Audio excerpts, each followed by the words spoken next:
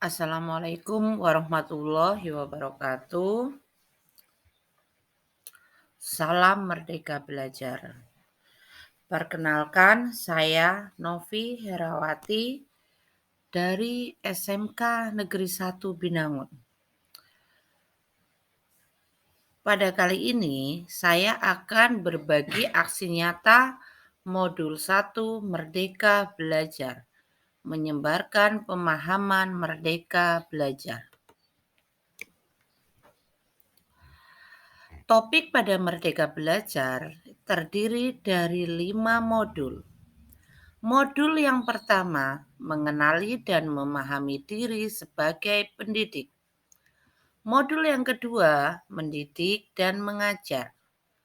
Modul yang ketiga, mendampingi murid dengan utuh dan menyeluruh. Modul yang keempat, mendidik dan melatih kecerdasan budi pekerti. Modul yang kelima, pendidikan yang mengantarkan keselamatan dan kebahagiaan. Sebagai seorang guru, kita harus mengenali dan memahami diri sendiri sebagai pendidik.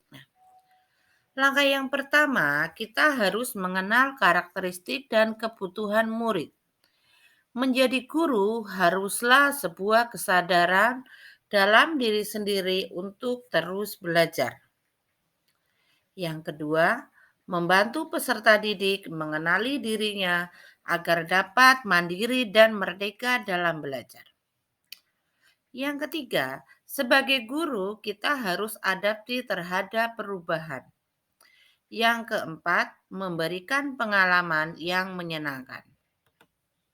Sebagai seorang guru, coba kita ingat di masa lalu. Kita mengingat guru yang kita teladani di masa kita sekolah, yang cara mengajarnya menginspirasi kita untuk mengajar di masa sekarang. Mendidik dan mengajar. Mengajar adalah bagian dari mendidik. Mendidik tidak hanya pengetahuan, tetapi juga keterampilan berpikir dan mengembangkan kecerdasan batin. Mendidik sama dengan menuntut kodrat agar mencapai keselamatan dan kebahagiaan bagi peserta didik. Mendidik dengan sistem Among, hal ini seperti yang disampaikan oleh Ki Hajar Dewantoro. Yang pertama adalah Ingarso Sungtulodo di depan memberi contoh. Ingmadio Mangunkarso di tengah membangun kemauan. Tutwuri Handayani di belakang memberi dorongan. Sebagai seorang guru, kita juga harus mendampingi murid dengan utuh. Pendidikan bersifat bergerak dan dinamis.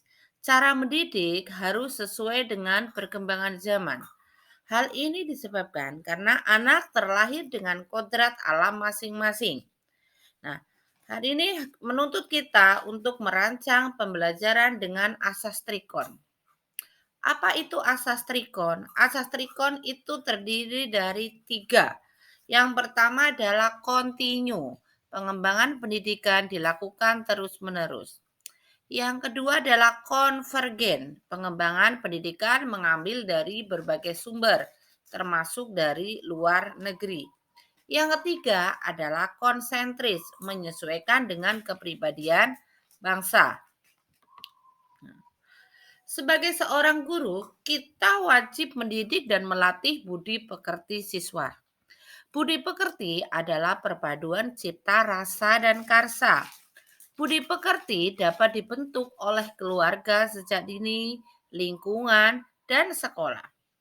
Teori konvergensi sama dengan kodrat seorang anak adalah ibarat kertas yang berisi coretan yang masih samar. Nah, sebagai guru kita mempunyai tugas menebalkannya sehingga menjadi jelas dan bermakna. Sebagai guru yang baik, kita harus menumbuhkan budi pekerti. Tugas guru bukan hanya sekedar mengajar, tetapi juga menumbuhkan budi pekerti. Perspektif guru tidaklah selalu sama dengan murid.